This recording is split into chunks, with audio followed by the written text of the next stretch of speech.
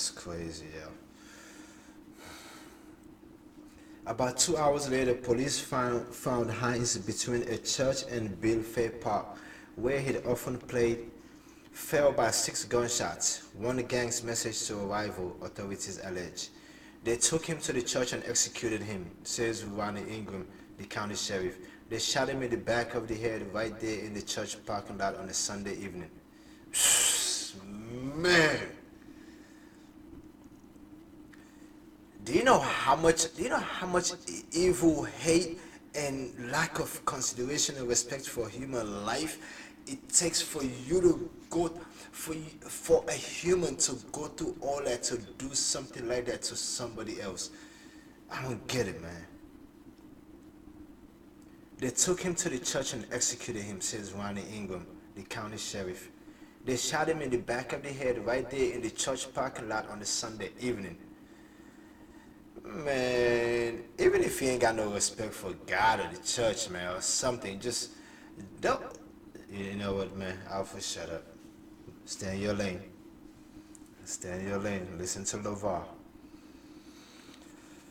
Today, Stephanie grieves with her children at night, telling them that they will get through the loss of their brother, her son, somehow, but then she lies down and sleep comes harder and later than it ever was. When she closes her eyes, she swears she can still see Antonio, can still hear his music. She believes he is with his grandmother and cousin now, and that provides some comfort, but not enough. She has no faith the town will change. She regrets ever moving here. She says she wants to leave. As for her son, he lies 14 miles north, where the owner of a cemetery offered to bury him for free because Stephanie couldn't afford a headstone. Antonio Hines rests in an unmarked grave. Yo, rest in perfect peace, Antonio. I don't know you, I didn't know about you, said, but like, man, sad, yo. Outside Kingston High School's gym, a local police officer keeps watch from his park cruiser while the high school football team practices on a nearby field. Ronnie never thought he'd see the day when they'd need to place police officers not at not only the high school but even the middle school. Yet here they are, unfamiliar faces stop, questioned about their business. Without hassle, Coach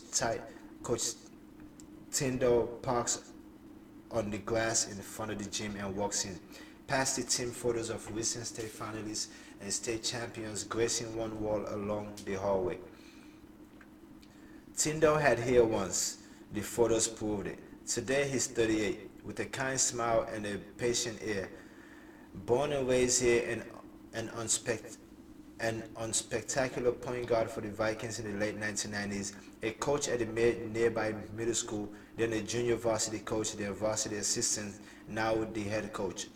Tyndall pauses at one of the tall trophy cases nearby, full of shimmering gold and silver. There's a photo of Paul Jones, who coached Kingston from 1957 to 1995, retiring as the winningest high school basketball coach in state history. Tyndall continues down the hall through the double doors, and now nearly a month after Antonio Hines' murder, the coach stands near midcourt in Kingston High's well-lit but empty gym, a decades-old bunker-like concrete box. Banners swarm the ceilings and wall. There's a lot of kids that are great players that don't make the team here, he says. For some, it's something else. Suddenly he pauses, turns and points to a spot on the court where just yesterday it seemed a player a player tried out, didn't make it, then somehow fell into a life that soon swallowed his own. Basketball wasn't for him a ticket out.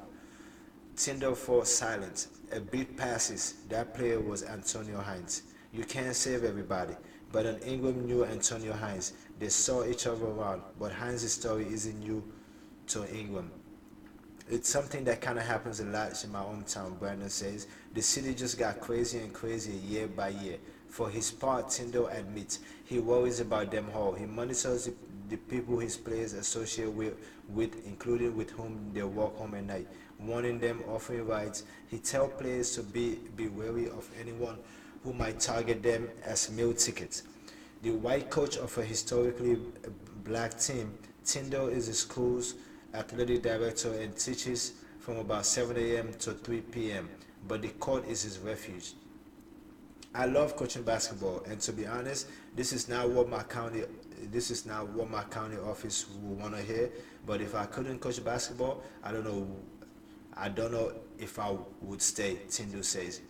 I know it sounds. He knows it sounds harsh. He knows a lot of it might sound harsh. Trust me. I look and I wrestle and I say, what is the answer here? And there are so many answers because there's so many problems. And so Tindo asks his players, what's your plan? Because he wants them to know that basketball isn't forever.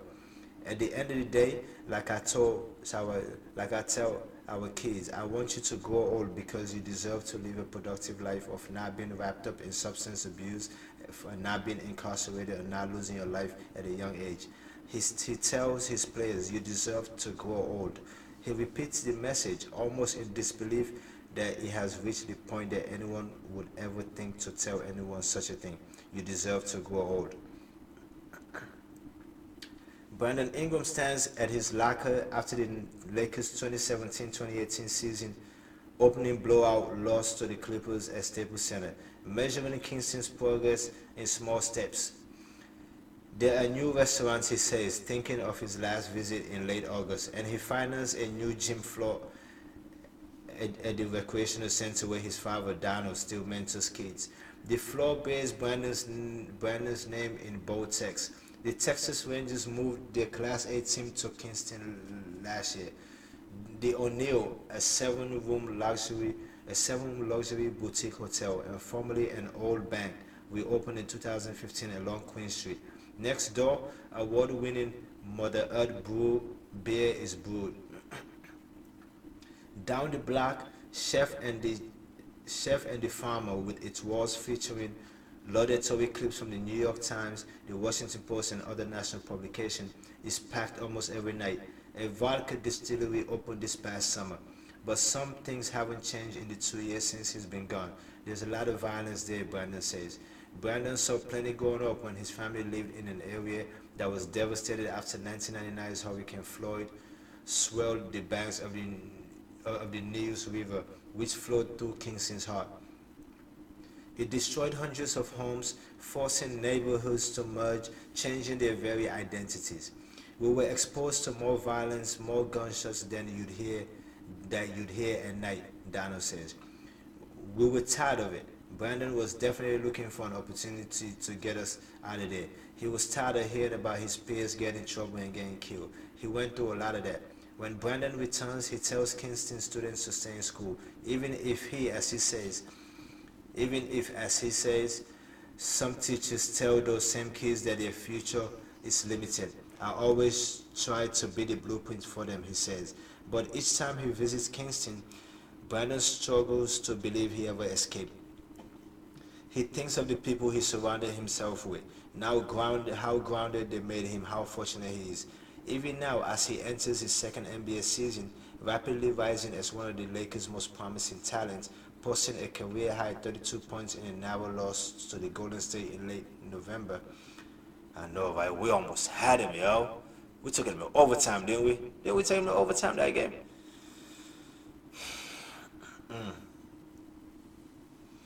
Sinking the game winner of Philly in early December, scoring a game-high 26 in an early January win over the Spurs. His points, rebounds, assists, and shooting percentage all improving. His role as a leader solidifying.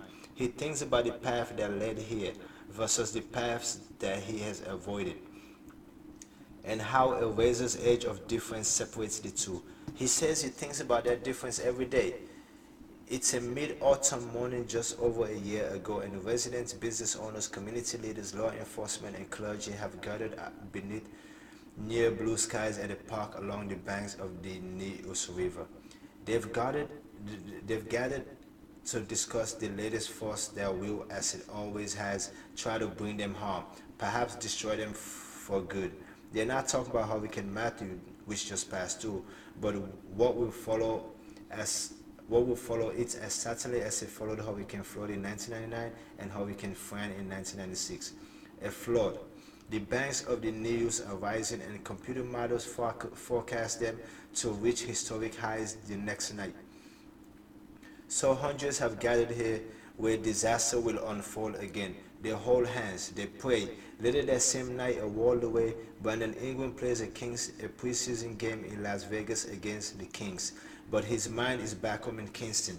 His family is safe, as are many friends, but he knows that the town is being evacuated, that the forecast has called for its worst flood ever.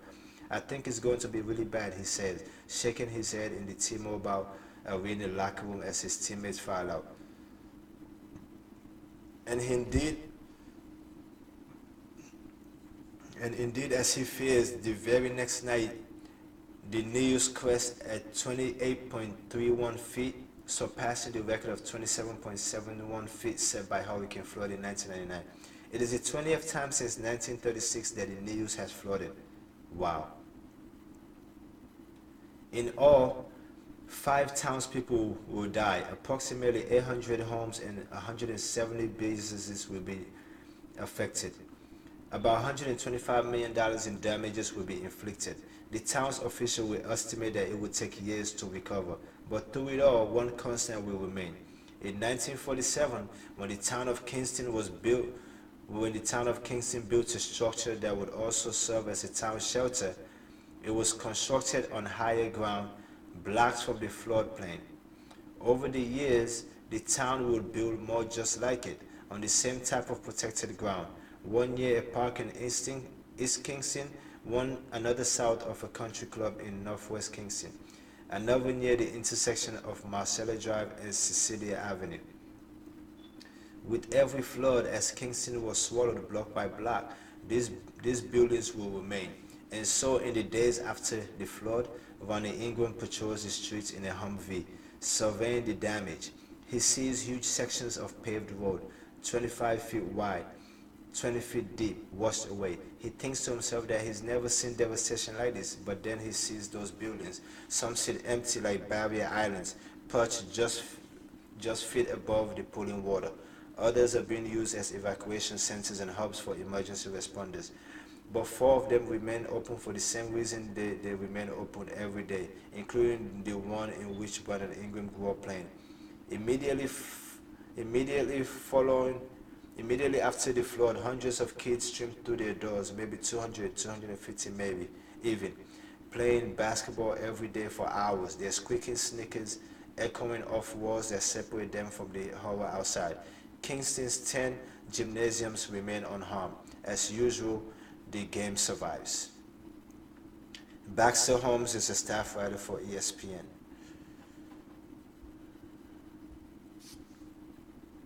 Y'all still with me? You are? Cool.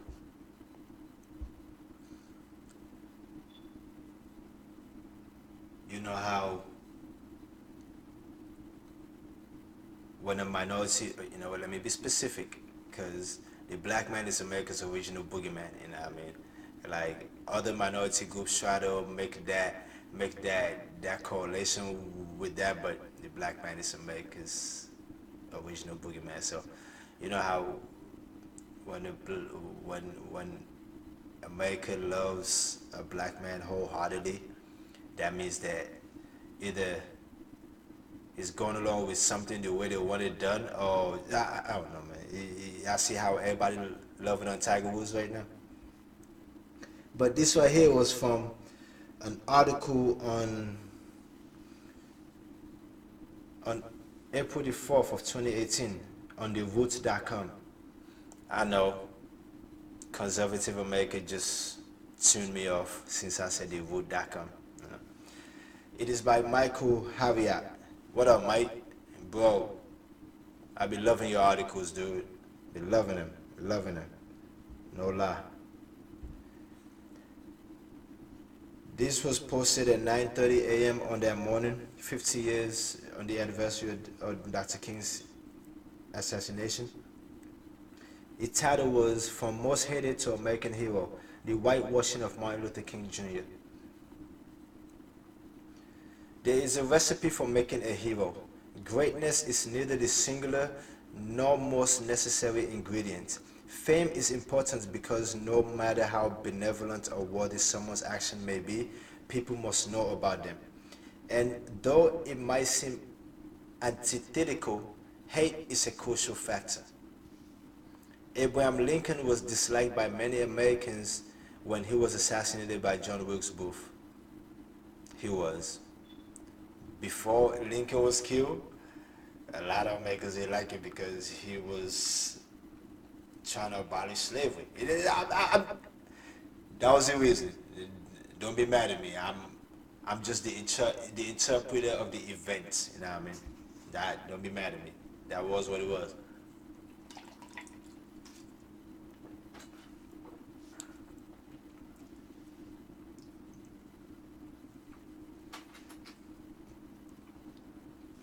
Abraham Lincoln was disliked by many Americans when he was assassinated by John Wilkes Booth.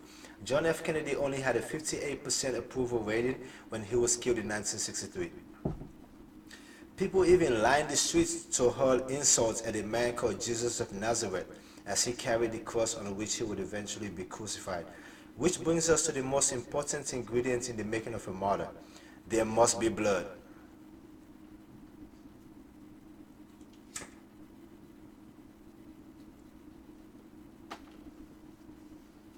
Please don't make me a martyr.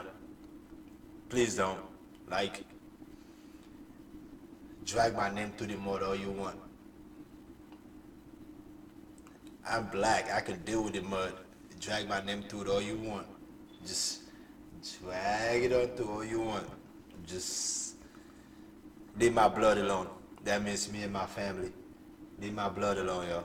Just please. All right. If you're thinking about it, for the sake of the cigarette, leave my blood alone.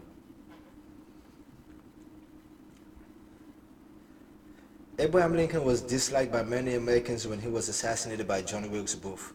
John F. Kennedy only had a 58% approval rating when he was killed in 1963. Let me see what is dump truck's approval rating right now.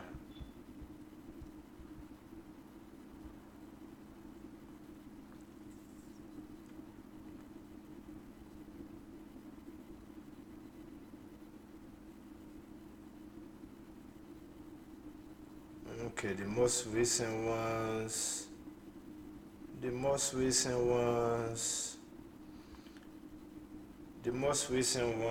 was from September the 13th, about 14 days ago. Oh, he has an approval rating of 45%.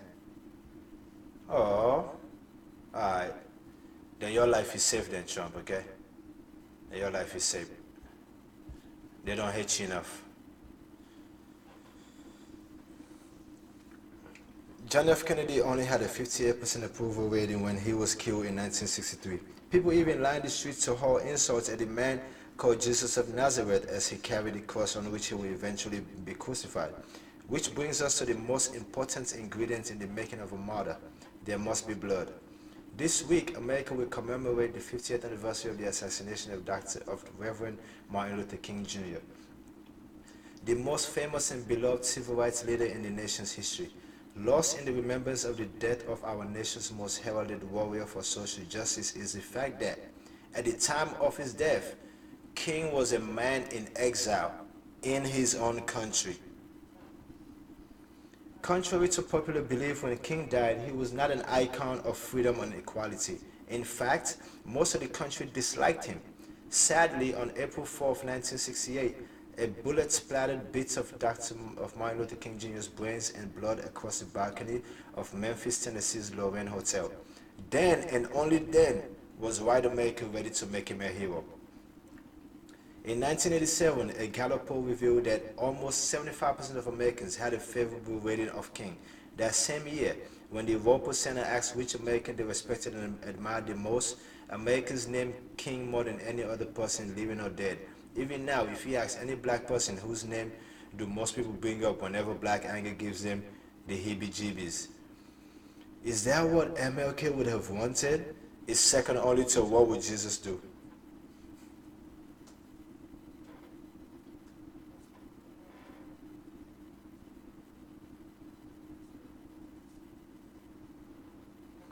White people love Martin Luther King Jr. This is from the article. That's not me saying. I know that's true, but still, this is Mike's words. White people love Martin Luther King Jr. For them, he is the standard bearer for resistance while negotiating the minefield of white sensibilities.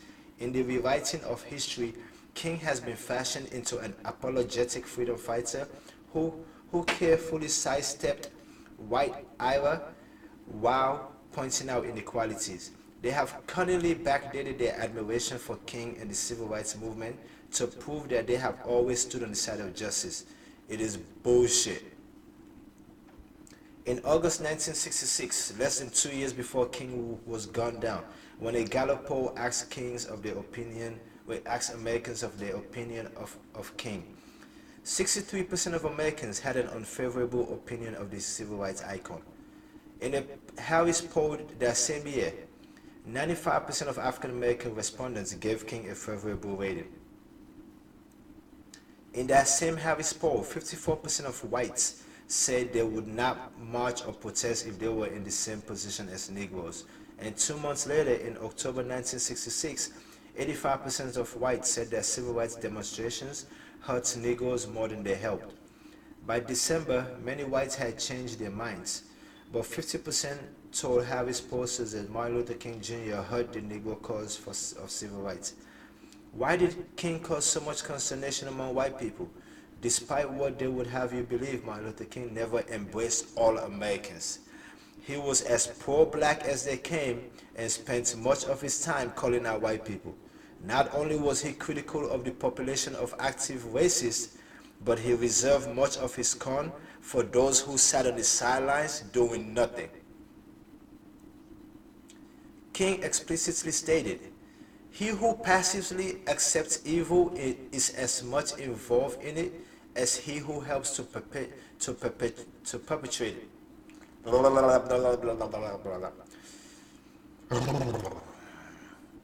I had to do my Jaja Bings real quick. King explicitly stated, "He who passively accepts evil is as much involved in it as he who helps to perpetrate it. He who accepts evil without protesting against it is really cooperating with it." Lindsey Graham. And when Atlanta's white businessmen gathered to celebrate King's 1964 Nobel Peace Prize, he stood at the podium and told them, "History will have to record that the greatest tragedy of this period of social transition was not the strident clamor of the bad people, but the appalling silence of the good people." In his letter from Birmingham jail, King called out organized religion, politicians, the black church, and even the Constitution. But there was one group that raises the ire of King more than any other. This is Dr. King's words from a letter from Birmingham. What an awesome ass letter, yo. But yeah, these are Dr. King's words here. So, "First, I must confess that over the past few years, I have been gravely disappointed with the white moderate.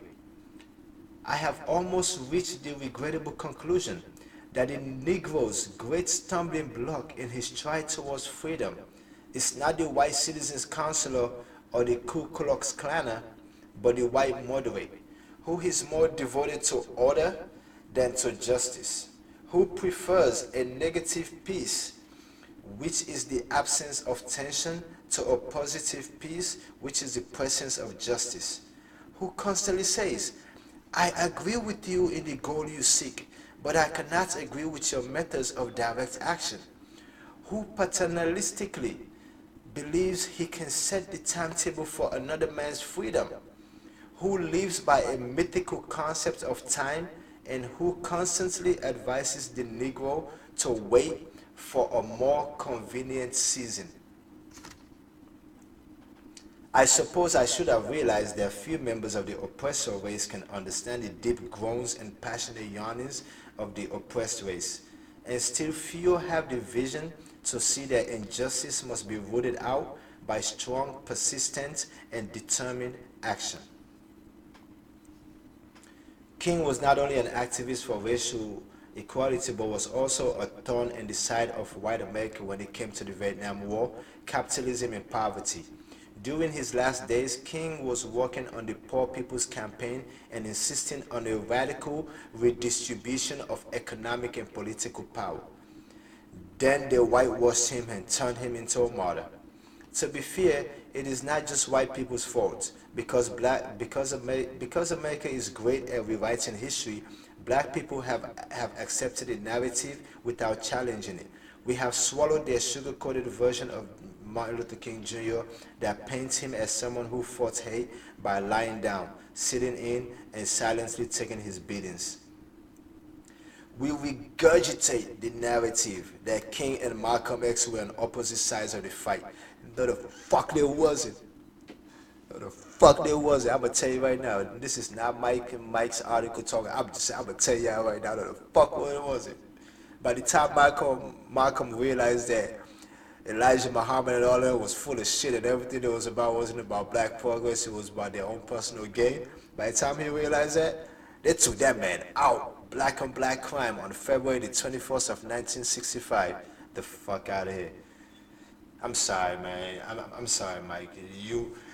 Now you touched on something that I've heard a lot of black folks talk about, and me personally, because I got the accent, as soon as I start talking about some of the things you talk about here, and as soon as the next black man I'm having the debate with realize that I might be right in where I'm going with it, they shut me down with their greatest line. Man, you ain't even from here. You don't even know what I'm talking about.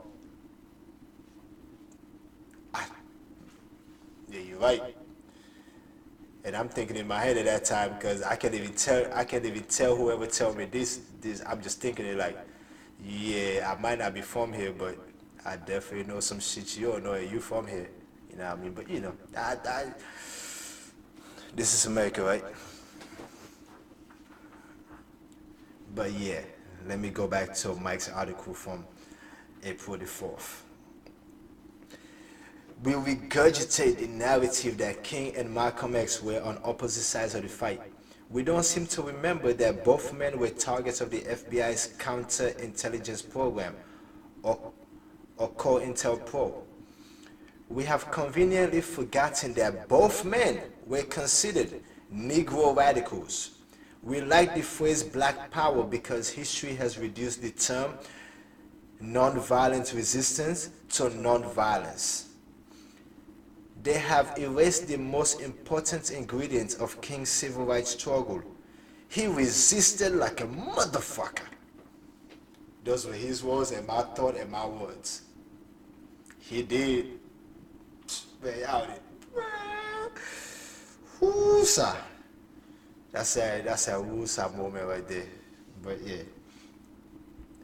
Now let me go back though. We regurgitate the narrative that King and Malcolm X were on opposite sides of the fight. We don't seem to remember that both men were targets of the FBI's counterintelligence program, or COINTELPRO. We have conveniently forgotten that both men were considered Negro radicals. We like the phrase black power because history has reduced the term nonviolent resistance to nonviolence. They have erased the most important ingredients of Dr. King's civil rights struggle. He resisted like a motherfucker. On the 50th anniversary of King's assassination, it is important to remember this because if we are not careful, white America will have transformed our freedom fighter into a light-skinned lead in a Tyler Perry movie.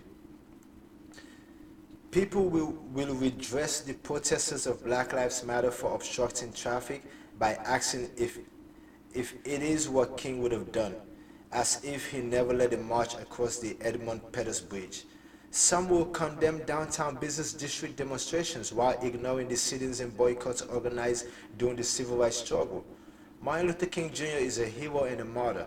He was beloved by us and hated by everyone else.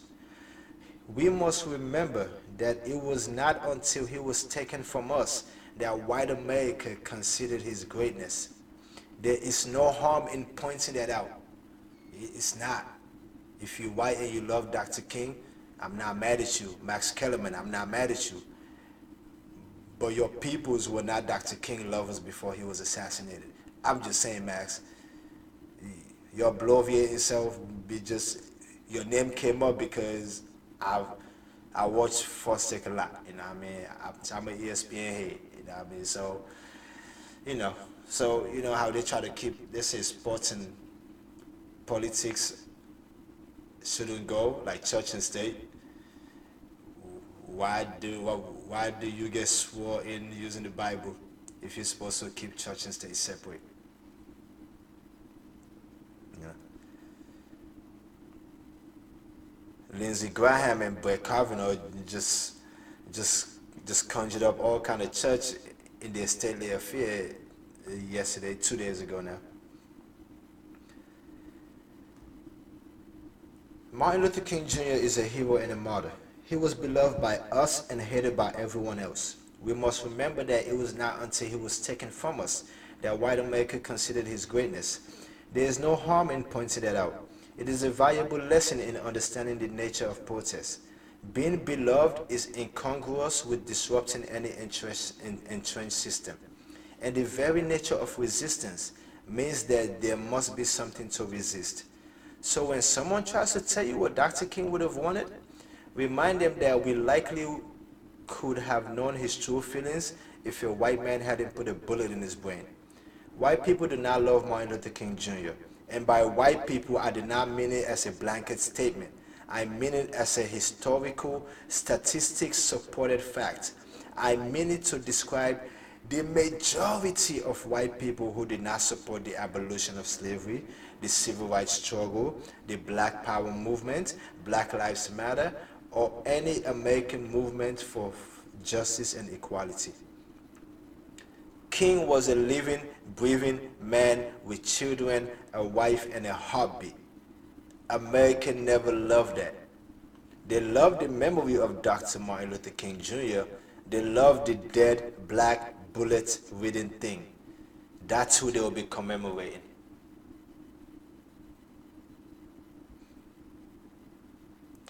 By Michael Harriot, Harriot. He's a world-renowned wipipologist, getter and doer of it, never reneged, never will, last real Negus alive.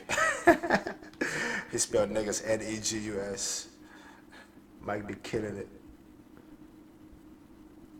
Might be killing it. It's so funny that I went off on that whole Dr. King and Malcolm X little thing, right? This is an archived piece. This is an archived piece that from the New York Times from March the 9th of 1964. Malcolm was killed a year later, but this is from the New York Times. It's from March the 9th of 1964. The headline reads, Malcolm X splits with Muhammad. Suspended Muslim leader plans black nationalist political movement. About the archive. This is a digitized version of an article from the Times print archive to preserve articles as they originally appeared in print before the start of online publication in 1996. The Times does not alter, edit, or update these articles. Occasionally, the digitization process introduces transcription errors or other problems. Please send reports with such problems along with other suggestions or feedback to archivefeedback@newyorktimes.com.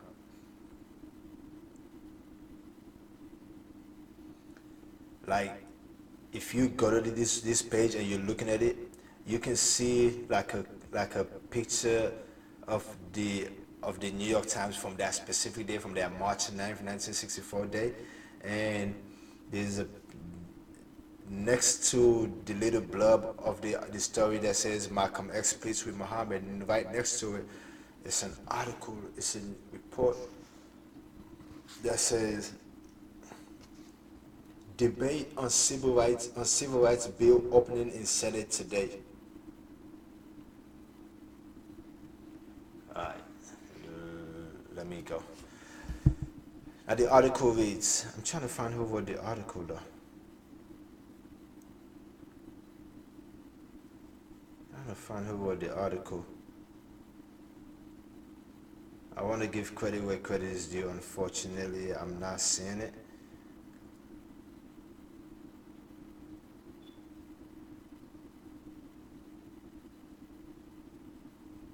it doesn't show who the reporter was who wrote it, but the article goes on to read, Malcolm X broke last night with Elijah Muhammad's Chicago-based Black Muslim movement and announced that he was organizing a politically oriented, quote, Black nationalist party, close quote. He said the party will seek to convert the Negro population from non-violence to active self-defense against white supremacists in all parts of the country. I remain a Muslim, Malcolm says, but the main emphasis of the new movements will be Black nationalism as a political concept and form of social action against the oppressors. I have reached the conclusion, he said, that I can best spread Mr. Muhammad's message by staying out of the Nation of Islam and continuing to work on my own among America's 22 million non-Muslim Negroes. Malcolm was under suspension by Mr. Muhammad as the New York leader of the separatist Black Muslim movement. He asserted last night that the movement had gone as far as it can because it was too narrowly sectarian and too inhibited. I am prepared, Malcolm said, to cooperate in local civil rights actions in the South and elsewhere, and shall do so because every campaign for specific objectives can only heighten the political consciousness of the Negroes and intensify their identification against white society. Malcolm said he had accepted any invitation to help a civil rights committee in Plaquemines County, Louisiana, in Plaquemines Parish, Louisiana. There is no use deceiving ourselves, Malcolm said. Good education, housing, and jobs are imperative for the Negroes, and I shall support them in their fights to win these objectives. But I shall tell the Negroes that while these are necessary, they cannot solve the main Negro problem, Malcolm continued. I shall also tell them that what has been called the Negro Revolution in the United States is a deception practiced upon them, because they have only to examine the failures of the so-called revolution to produce any positive results in the past year. I shall tell them what a real revolution means. The French Revolution, the American Revolution, Algeria, to name a few. There can be no revolution without bloodshed, and it is nonsense to describe the civil rights movement in America as a revolution. Malcolm said Elijah Muhammad had prevented him from participating in civil rights struggle in the South, although he had had many opportunities to. It is going to be different now, Malcolm said. I'm going to join the fight wherever Negroes ask for my help, and I will suspect my activities will be on a greater and more intensive scale than in the past. I shall also accept all important speaking engagements at colleges and universities, Malcolm said, because I find that most white students are more attuned to the times than their parents and realize that something is fundamentally wrong in this country. Malcolm has spoken at more than 20 colleges and universities, including Harvard and Yale. He said his popularity as a university speaker has aroused the animus and jealousy of Elijah Muhammad's family. Envy, Malcolm said, blinds men and makes it impossible for them to think clearly. This is what happened. Malcolm's speech at Manhattan Center after President Kennedy's death was only the excuse for his suspension, Malcolm said. In that speech, Malcolm declared that Kennedy's assassination was a case of the chickens coming home to roost. I'm going to go on record here and say Malcolm was not off on that. Like, Kennedy's assassination, Malcolm was not off on that.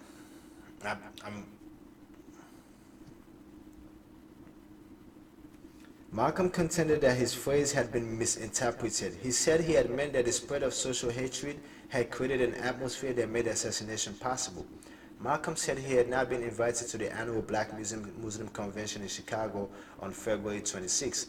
Later, he said he telephoned Elijah Muhammad and requested clarification of his status. He received a letter from Mr. Muhammad that left the question unanswered. He said, Malcolm said he decided then that the time had come for him to act, but that he would not set himself up as a rival to Mr. Muhammad or provoke him. Malcolm declared that his first task would be to construct an organization based in New York. He said that he was supported by many Negro intellectuals and professionals who could not accept Islam, but accepted the Black Muslim view of race relations in the United States. Malcolm contended that Negroes were dissatisfied with the progress of the civil rights movement and that this had created the basis for a successful black nationalist political movement, he declared. The white power structure is hopeful that the civil rights leaders will channel the demands and bitterness of the Negro into a token, painless compromise. They are mistaken. The white leaders don't realize the extent of which the civil rights leaders have deceived them about the true feelings of the Negro. Another thing, the Negroes still don't understand the power of the ballot in the North.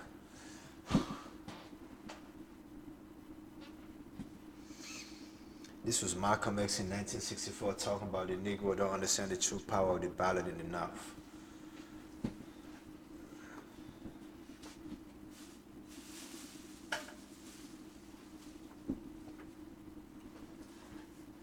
And we still go around talking about we don't vote because we still don't truly understand the power of the ballot.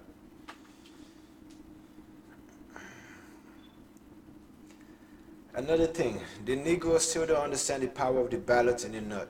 We must make them understand that the Negro voters have it in their power to decide next November whether Johnson stays in the White House or goes back to his Texas cotton patch. Malcolm said he was not trying to split the Muslims. I want it clearly understood that my advice to all Muslims is that they stay in the nation of Islam under the spiritual guidance of the Honorable Elijah Muhammad. It is not my desire to encourage any of them to follow me, he said. Muslim leaders involved in splits. Okay, there's that. Oh yeah, this was from Reuters around the same time. This was from April. This is from April the 9th of 2018. It's from Reuters.com. Is in the politics section. The title is. It was an exclusive then. It says, as election years, many older educated white voters shift away from Trump's party. Sharon Bernstein and Chris Kahn. Reuters. Older white educated voters helped Donald Trump win the White House in 2016. See, it wasn't high school dropout white boys that helped Trump get in there. It was older, educated white voters. I mean, granted, I get it. I get it, yo. If I was white in 2008, I would have gotten it too. I saw it in a lot of people's faces. They weren't saying it, they weren't talking about it, but I saw it. Human communication is 80% nonverbal, you know what I mean? We walk around with conversations on our face all the time. Nas said it best, it's in the NSC, that commercial. People telling their story without saying nothing. You know what I mean? I'm just saying, I get it. You know what I mean? After 8 years of seeing a black man with his wife and children and their beautiful Portuguese water dog, you know what I mean, in their house, yeah, had called White House. But the black family was living up in there. I get it. I get the whole symbolic prejudice of it in the back of your mind that you realize that now you're probably realizing that it was there, but had just been risen up when this dumbass opened his mouth and said the things he was thinking but wasn't even saying it. I get it. But now you see what's happening with that momentary lapse of listening to the lesser part of your subconscious, not the better part of your subconscious. That momentary lapse of listening to the better part of your subconscious. You know what I mean? That time you decided that, oh, okay, I'm gonna vote for this guy. That moment you decided that, that's when you stopped and listened to the lesser part of your subconscious. Let's see if we can get, hopefully, as long as he's been there now, you've probably realized that, okay, maybe you should have ignored that side of your subconscious, you know what I mean? But let me go back to Sharon Bernstein and Chris Kahn's article. It says, although white educated voters helped Donald Trump win the White House in 2016, now they are trending towards Democrats in such numbers that their ballots could tip the scales in tight congressional races from New Jersey to California.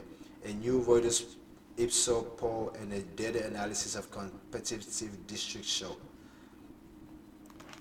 Nationwide, whites over the age of 60 with college degrees now favor Democrats over Republicans for Congress by a 2-point margin, according to a Reuters Ipsos opinion polls during the first 3 months of the year. A thought just popped in my head, and I feel that I should say something. If you black out there and you still indulging me, trying to hear what I got to say, you still not convinced that your vote is needed every year for the next 50 years, and you thinking right now, oh, we got enough white folks voting for Democrats, we don't need to get in it. That's besides the point. You see where it says nationwide whites over the age of 60 with college degrees now favor Democrats? Think about it. A white person 60 years of age right now with a college degree, that means that person has been voting since they were 18. Every year, they probably skip maybe 5 or 6 elections in that period. So 60 minus 18 is what? What was it, like 48? Okay. So for 48 years, these people have been voting. I'm asking for 50 years here now. You know what I mean? It's about the same. So like 50 years from now, someone else could read about nationwide blacks over the age of 50, 60 with college degrees now favor Democrat. Does that make sense? You know what I mean? Like, white folks are gonna vote. White folks vote. The average 21-year-old white child, by the time they get to 21, they would have voted in 3 elections, and they would have seen mommy, daddy, grandma, grandpa, auntie, uncle vote in every election every year in their community. Yeah. You know, like, and if you're thinking I'm asking you to be white, I'm not. White does not have the monopoly on reading and voting. They don't. Take it from somebody who, yeah, they don't. I'm just saying. That's a human entitlement. That's not a white entitlement. It just seemed that way because this is America. That's how it's been made to seem over generations. You know, we just got the right to vote like less than 60 years now. So yeah. Nationwide, whites over the age of 60 with college degrees now favor Democrats over Republicans for Congress by a 2-point margin. According to Reuters Ipsos opinion polling during the first 3 months of the year. During the same period in 2016, that same group favored Republicans for Congress by 10 percentage points. Senior switch. Older educated Americans, especially whites, are more likely to vote Democrat over. That's a big swing for 2016. They got a chart here that goes on. It said the 12-point swing is one of the largest shifts in support towards Democrats that Reuters have measured over the past 2 years. If that trend continues, Republicans will struggle to keep control of the House Republicans or the House of Representatives and possibly the Senate in the November elections, potentially dooming President Trump's legislative agenda. The real core of the Republicans is white, older white, and if they're losing ground there, they're going to have a tsunami, says Larry Sabato, a University of Virginia political scientist who closely tracks political races. If that continues to November, they're toast. Asked about the swing, Republican National Committee Chairwoman Ronna McDaniel cited robust fundraising and said the party will field strong campaigns in battleground states. We are not taking a single vote for granted, she said in a statement. John Cam has been a Republican since the Nixon administration, but the 63-year-old Tucson accountant said he would likely support a Democrat for Congress in November. He is splitting with his party over access to health insurance as well as its recent overhaul of the nation's income tax system. He also supports gun control measures that his party has rejected.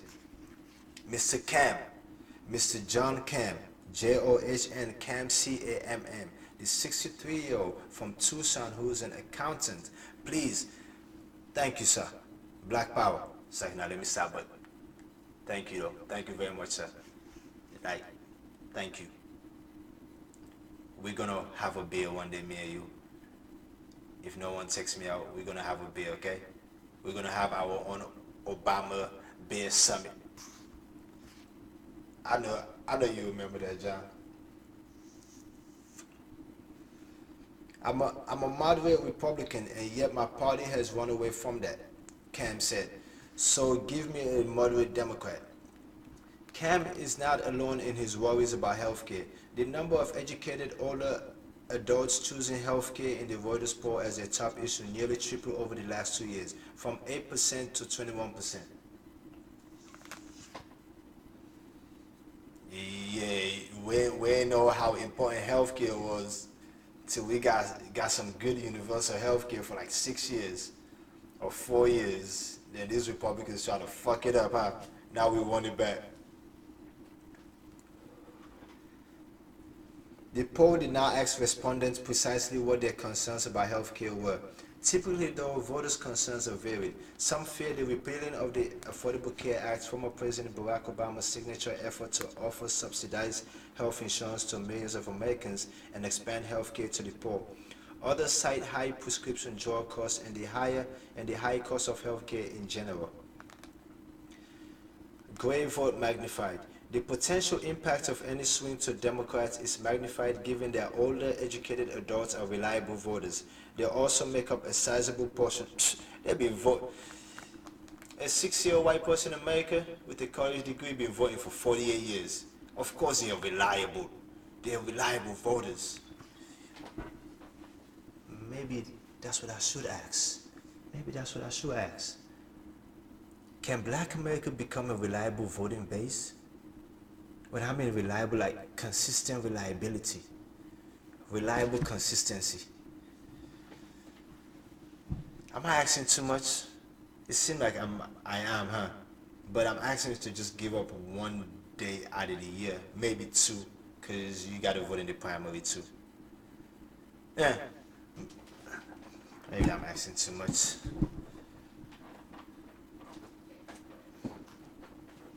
I told y'all, man, I am so brand new to the social media thing.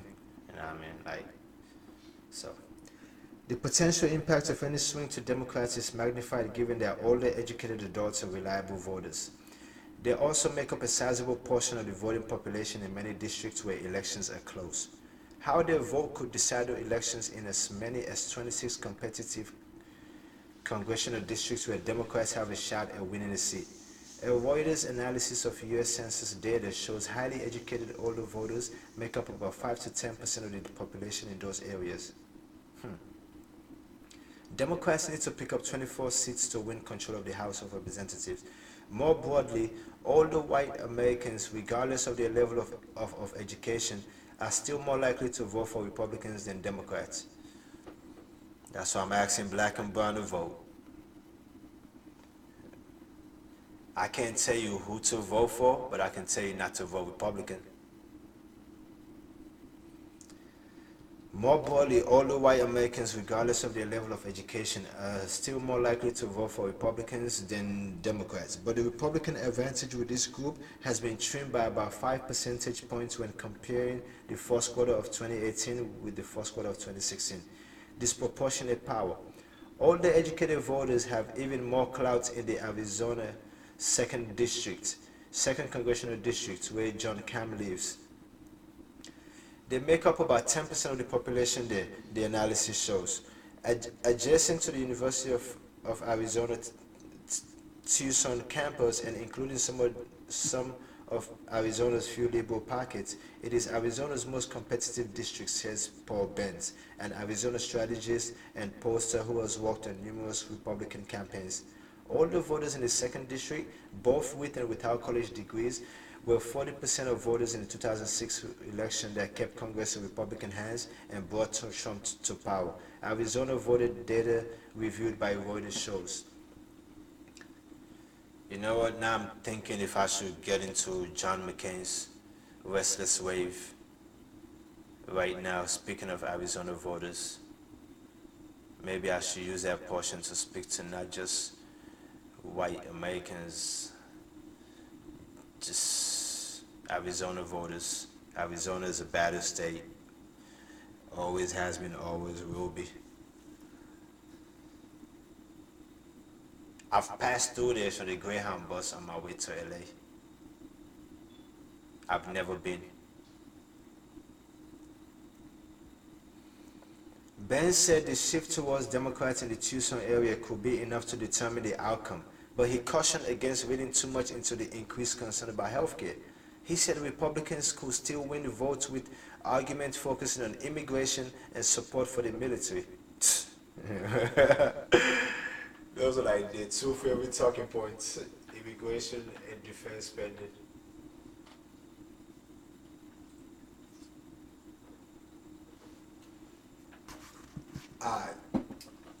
Alright, I did not plan this way, but I just realized I'm speaking of Arizona and John McCain and all that, and Arizona is like my favorite drink. I'm sipping on the Arizona. Sip.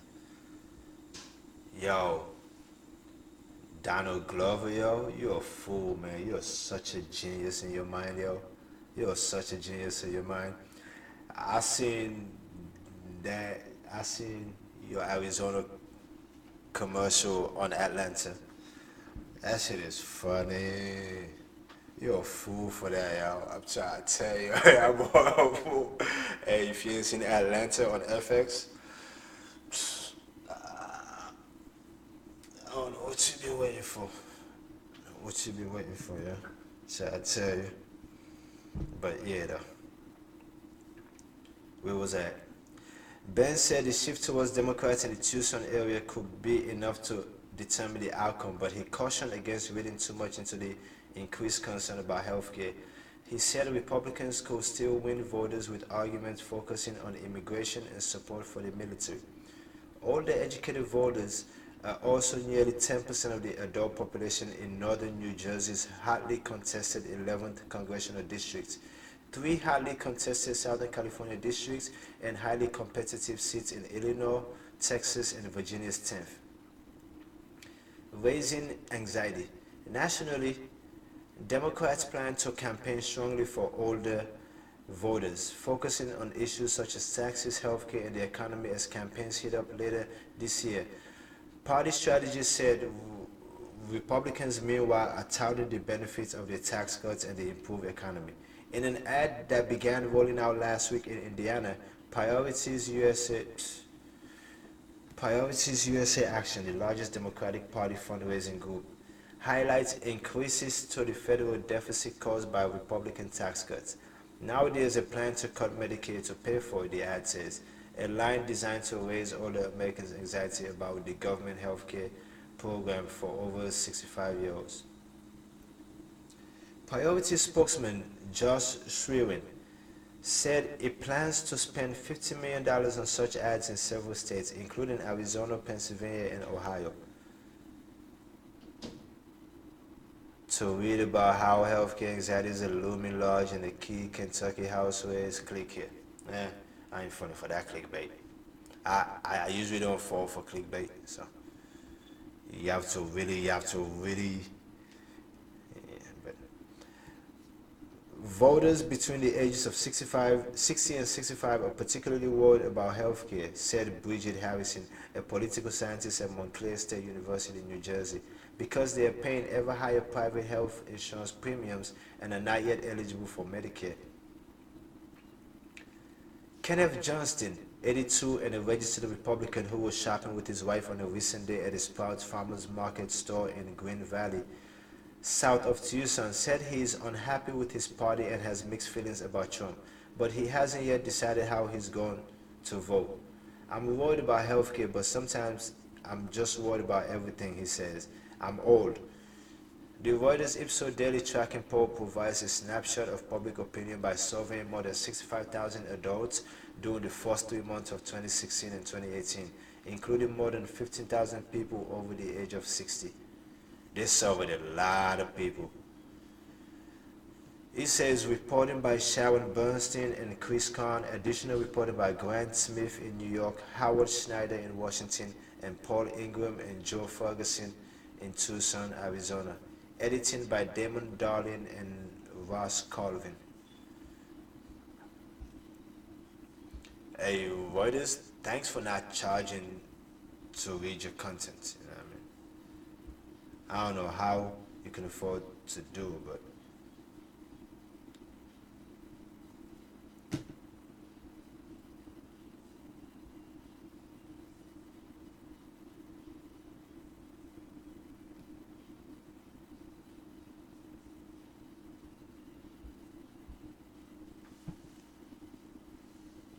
This is from Political, May 18th of 2018. It says Republicans claw at each other over Farm Bill implosion. While the Freedom Caucus sang the vote, some GOP lawmakers are blaming Paul Ryan's quest for legacy making wins. House Republicans are at each other's throat after the Freedom Caucus delivered a shock to party leaders on Friday by killing a key GOP bill over an unrelated simmering feud over immigration. Speaker Paul Ryan and his leadership team were sure the group of 3 dozen rabble-rousers will cave. The partisan farm bill, after all, includes historic new work requirements for food stamp beneficiaries that Republicans have demanded for years. Plus, President Donald Trump leaned in, tweeting his support for the bill Thursday night to up the pressure on the far right.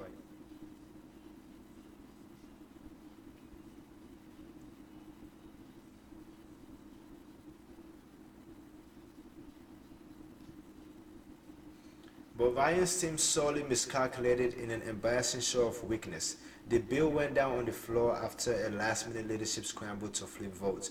Almost immediately, Republicans pointed fingers at each other.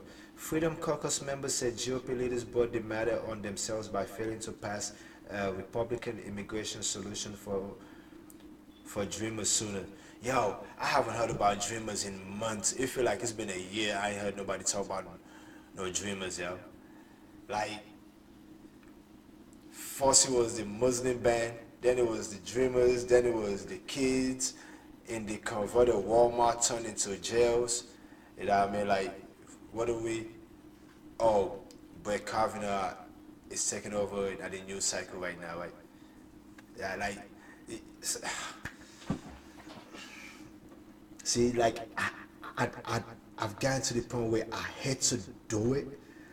I hate to do the whole uh, if Obama would have been doing this, it would have gotten away with it as a black president. And I'm not gonna go there with this. I'm going there with this in the context of George W. Bush and even Bill Clinton or even Bush Sr., or even Ford or Carter or Reagan before them, all of them. Like, I don't get it, yo. Those 62 million people who voted for this ass wipe of a human waste of breath, yo. What the hell were y'all thinking? Like,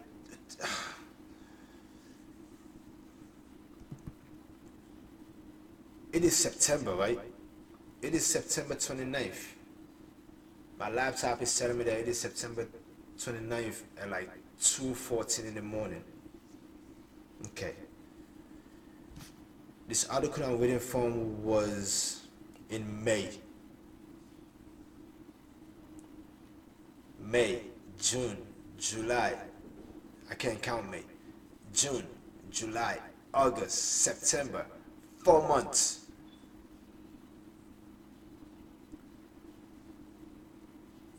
Like,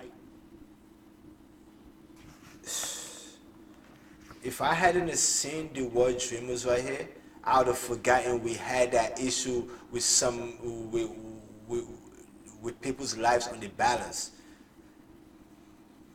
Like, literally people's lives on the line, and you making decisions on the fly because just because you feel like it, just because the person who was there before you had made sure those people's lives were not affected in the way that they were being affected before they had gotten made better or made whole, if you get where I'm going with it. You know what I mean? But that's neither here nor there. I'm just saying, y'all 62 million people who went out and voted for this ass wipe, yo. What the hell were y'all thinking? Tell me one thing this guy could have said or done or could have accomplished before anything that could have actually justified you casting a fucking ballot for him. You know what I mean? And I know a lot of people thinking right now, thinking all kind of bullshit in their head about, oh, but I didn't trust Hillary. The only reason you didn't trust Hillary because you listened too much of the bullshit that was out there for you not to believe what she was really about. Period. This is a lady who had been in a male-dominated business for as long as she was and crawled her way and made her way up to where she had gotten. But you know what I mean? But it was what it was. Like a lot of people say, like a lot of men say, America wasn't ready for a woman president. Just like America wasn't ready for a black president. You know. But still, what do I know, right? My African Buddhist scratching ass just trying to earn a living, man. I got a village to feed, yeah. You know what I mean? But I digress. I should go back to the beginning of uh, uh, uh, this article right here because one of the main reasons why I decided to actually save this article and read from it is because I was a fan of the West Wing, and if it wasn't for the West Wing, so many of the procedural governmental things I wouldn't have put two and two together with what I was learning at Parkdale at the time while West Wing was on the air, you know what I mean? And whenever you hear Farm Bill, that's where food stamps requirements and other things are always put in because it has to do with agriculture, it has to do with feeding a human, and most of that came from the agricultural sector historically from the beginnings, from way back when and all that. So that's why I'm reading that because I hate to say, as much as people like to believe this, there's a lot more white folks getting food stamps and on welfare than than black folks. That's a fact. The numbers don't lie with that. You know what I mean? I'm just saying. If you don't believe me, look it up. I ain't talking about on some video on YouTube. I ain't talking about this video on YouTube. I'm talking about go look it up somewhere else. But yeah, you know what I mean? I'm because someone said something very smart one time. Anything you do to help poor black folks helps poor white folks at the same time. For better or for worse, that is the nature and the story of America. That's why Dave Chappelle was saying that he was looking at most of the white Trump supporters at some events he was at, and he looking at them like he's thinking to himself like, "Don't y'all know that guy is more for me, the multi-millionaire, than he is for you?" And he was absolutely right.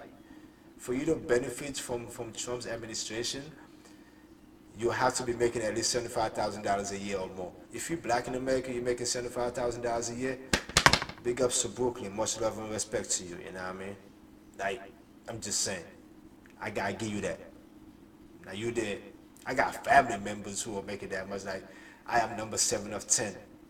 I'm number 7 of 10, and I am the least accomplished of my of that 7 of 10. You know what I mean? I'm just saying. I ain't mad at that. In my heart, I know I'm not. But in September, though, in the grand scheme of societal statuses and stati, if that's the right word, if that's the right singular form of status, you know what I mean? In that sense, I ain't mad at it though, you know what I mean?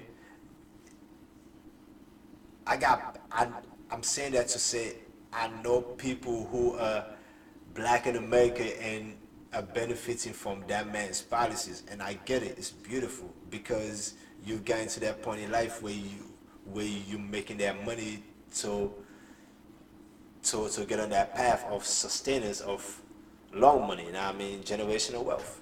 I get that. So I ain't mad at it. But let me get back to this article. Though. Like I said, it's from May this 18th of 2018, and it's on political.com. It's by Rachel Bade, or Bade, B-A-D-E. It says Republicans claw at each other over Farm Bill implosion. While the Freedom Caucus sank the vote, some GOP lawmakers are blaming Paul Ryan's quest for legacy-making wins. House Republicans are at each other's throats after the Freedom Caucus delivered a shock to party leaders on Friday by killing a key GOP bill over an unrelated simmering feud over immigration. Speaker Paul Ryan and his leadership team were sure the group of 36 rabble-rousers would cave. The partisan farm bill, after all, includes historic new work requirements for food stamp beneficiaries that Republicans have demanded for years. Plus, President Donald Trump leaned in, tweeting his support for the bill Thursday night to up the pressure on the far right.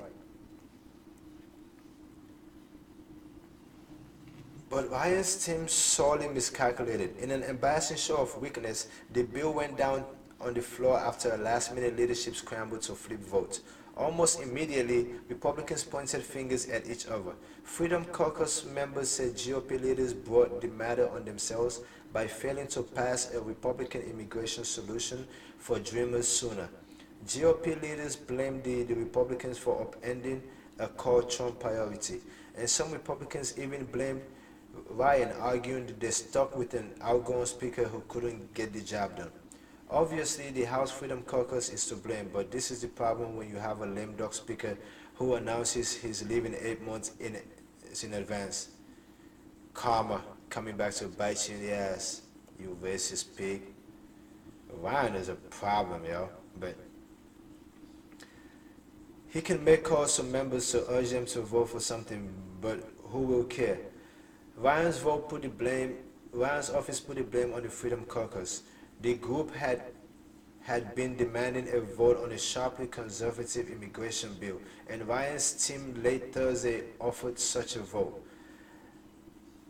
but not until June, incensing members of the caucus. This is all the more disappointing because we offered the votes these members were looking for, but they still chose to take the bill down, said Doug Andrews, a Ryan spokesman. It is unclear if the conference will get another shot at passing Trump's work requirements for the food stamp program, though the White House in a statement encouraged the House to try again. Leaders could decide to write a bipartisan bill instead without the food stamp cuts, which would be much easier to pass. President Donald Trump is disappointed in the results of today's vote in the House of Representatives on the Farm Bill, and hopes the House can resolve any remaining issues in order to achieve strong work requirements and support our nation's agricultural commitment. Our nation's agricultural community, the statement reads. Seeming to feel the pressure, Freedom Caucus Chairman Mark Meadows argues that the bill will pass eventually. They just wanted to deal with immigration first. It's not a fatal blow, it's just a reorganization, he told a swarm of reporters as he left the House floor Friday. I think at this point we just really need to deal with immigration in an effective way. The legislation's passage was always going to be tricky. Typically, farm bills, which include agriculture subsidies and programs that help feed low-income individuals, are crafted and passed on a bipartisan basis. But due to his looming retirement, Ryan has been in legacy mode, as one Senate senior Republican source puts it earlier this week. And he decided the farm bill should have a different path, instructing the House Agriculture Committee to craft a partisan bill with the work requirement. It was an opportunity for the long-time fiscal hawk to get one more signature policy checked off his list after tax reform. Yo, y'all don't even know ya. Hey, if you just got your first job right now in America, you just got your first job right now, and you're in school, you're in high school. Let's say you're in the 10th grade, you're in the 11th grade or 12th grade right now, or you're in your first year in college, or you're in your second year in college, and you got to get that job. You just get your first job right now. These tax cuts that just went into effect this January, when I say that shit's gonna come back to bite you in the ass in like 7 years, that shit's gonna come back to bite you in the ass in like 7 years, like it ain't nobody business, yo.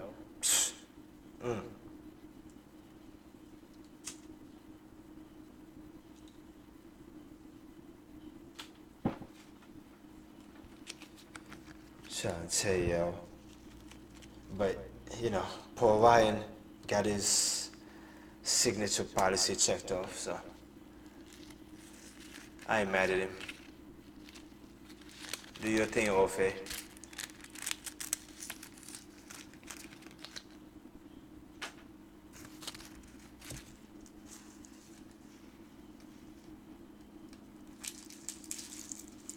And he decided the farm bill,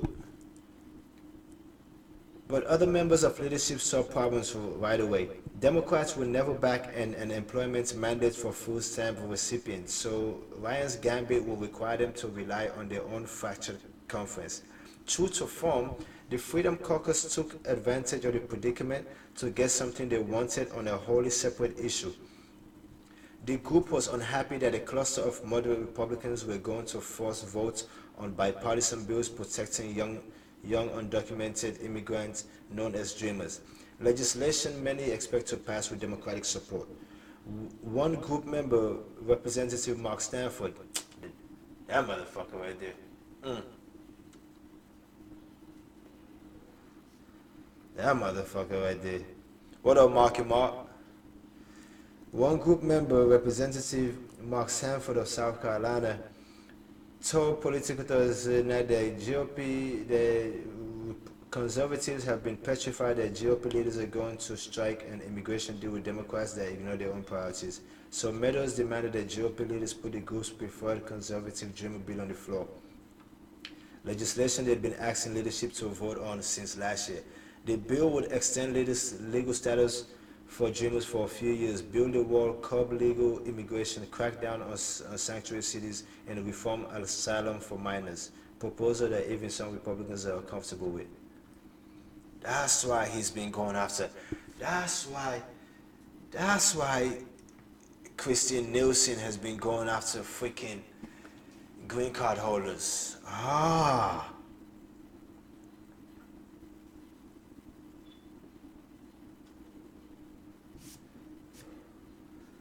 That makes sense. And that's why I've been reading bits and pieces about little dumbass parts of wars going up some here and there. Curb legal immigration, crack down on sanctuary cities, and reform asylum for minors. Proposal that even some Republicans are comfortable with.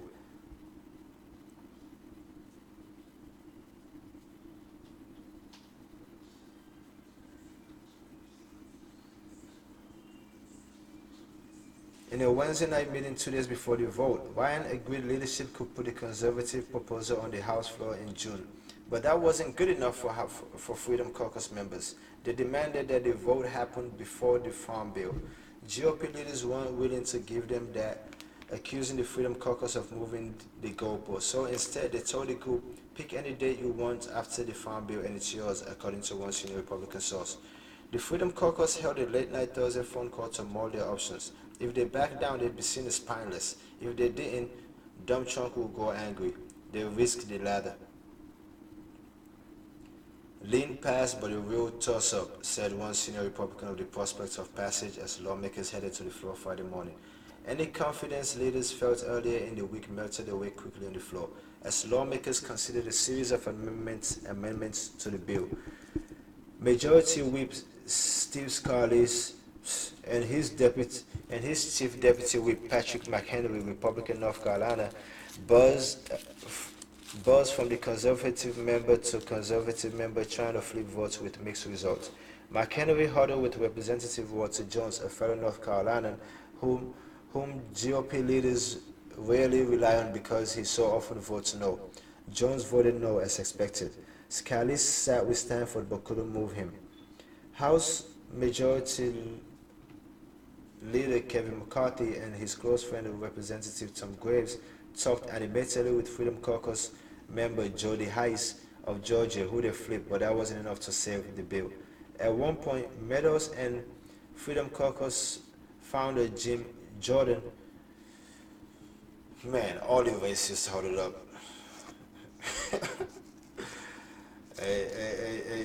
Ain't nothing like pissing off poor white folks, huh? At one point, Meadows and Freedom Caucus founder Jim Jordan huddled with Ryan, McCarthy, Scalise, and McHenry for tense discussions. It didn't do any good. Moments later, leadership just stopped working the vote, realizing the bill was going down, and when it did, Republicans exited the floor fumed about the Freedom Caucus trying to take up the spotlight. It seemed to me it was a case of not being able to take yes for an answer, said Representative Tom Cole of Oklahoma, who is a member of the whip team. It's ridiculous. They were guaranteed a vote on a specific day, and that's enough. Jordan defended the decision. We need to deal with immigration in the right way. One way we can actually build the border security wall, do the kind of things we need to do. GOP leaders say, however, they're never going to be a conservative immigration bill that can pass a House, let alone the Senate, without Democratic buy-in. Ryan and his team have tried for almost half a year to tweak the Freedom Caucus's favorite immigration bill so it can pass with 218 Republican votes. They can't do it, they said. Yet it was not the Freedom Caucus alone that put the nail in the coffin. Of the 30 Republicans who voted against the bill, more than half of them were centrists, not conservatives, and many of them are typically leadership allies. One of those no votes was Representative Fred Upton of Michigan, the former Energy and Commerce Chairman. Others, like Representative Brian Fitzpatrick of, of Pennsylvania, have been heavily reliant on leadership's help in their re-election efforts. Some Republicans speculated that Ryan should have been able to land those members and that the permanent speaker could have switched to those votes.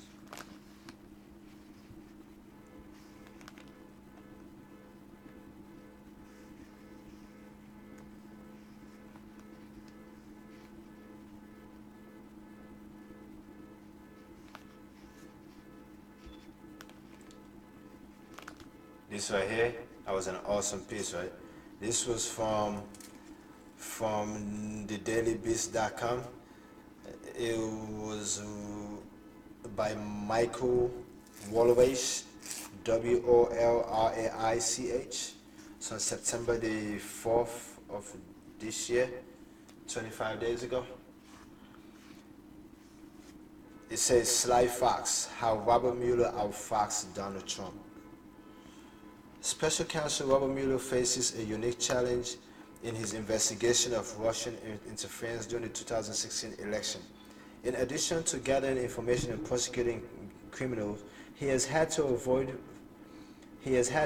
getting fired by his resentful, mercurial, and unscrupulous jerk-off-in-chief. They didn't say jerk-off-in-chief. They said commander-in-chief. I said jerk-off-in-chief. Thank you, Bobby.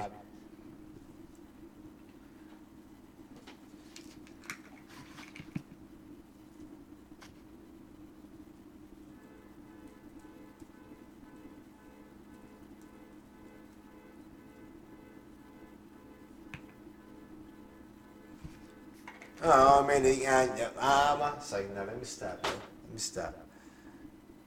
Yo, now my people's gonna kill me for this, yo. Y'all don't even know, yo. Y'all don't even know, man. My people's gonna kill me for this. My people's gonna whoop my ass for this, yo. At 33, they're gonna whoop my ass for this. They're gonna whoop my ass for rolling up a spliff on camera and putting it out for the world to see. You're gonna be like, Fula boy. Now Fula boy, any old jambas on a camera. This boy don't care so. Boy, da wow. Chineke, da wow. Hey, y'all need to know, yeah. Whew. But I'm sweating right now. No, can you tell I'm sweating right now? I don't even know, man. My people's gonna get me for this. So good. I'm being myself, 15 months into the investigation, he appears to have done a masterful job. Yes, you have, sir. Take it from this opinionated black man, or this opinionated human being, somebody who believes in true democratic values, who have learned what true democratic values is and what it isn't, and who wish we had that in my nation of birth, Sierra Leone. Bravo, sir. You have done a masterful job. Man, you have done, and I know the best of the work you've done is yet to come.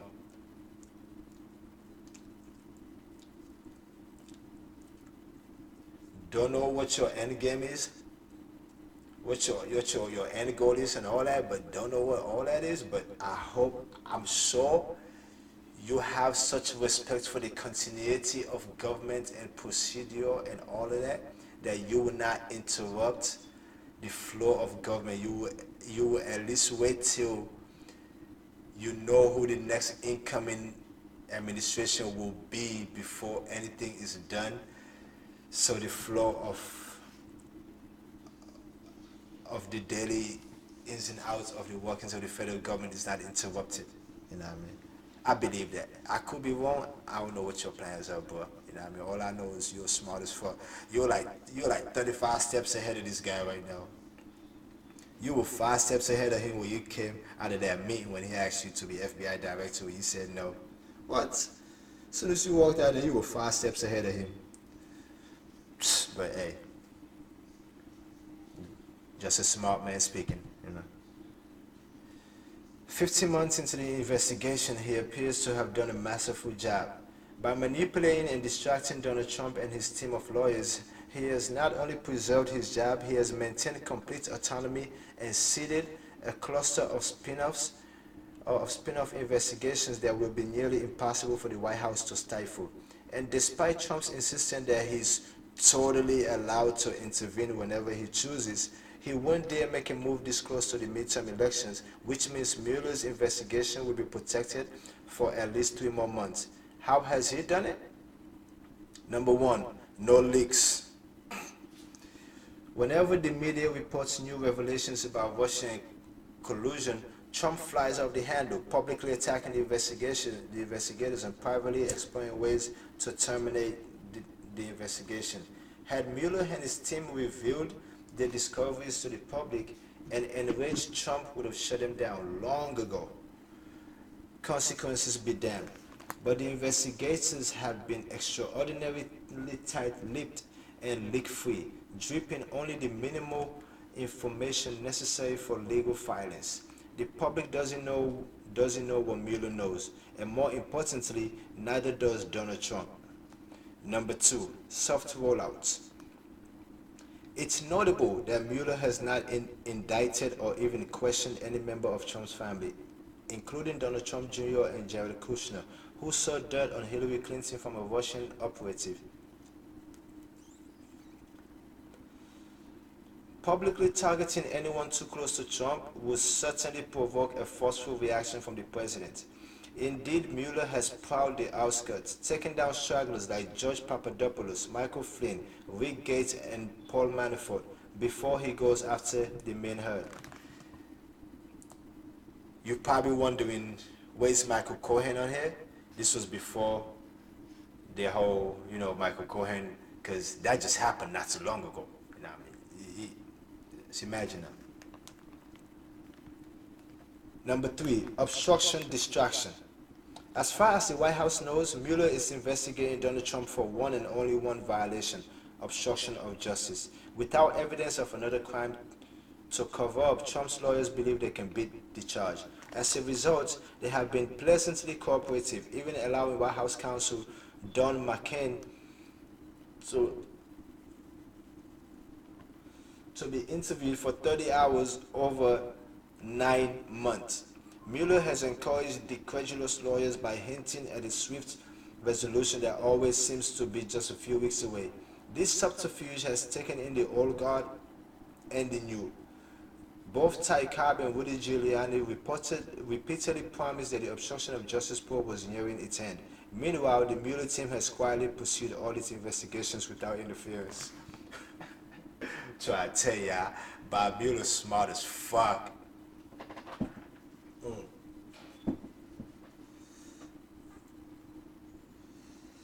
That is one true American, good-hearted, smart-ass white boy, yo. I'm just saying. He is part of the good-hearted 55%.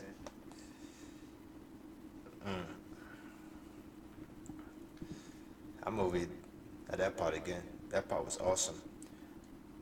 Number three, obstruction, distraction. As far as the White House knows, Mueller is investigating Donald Trump for one and only one violation, obstruction of justice. Without evidence of another crime to cover up, Trump's lawyers believe they can beat the charge.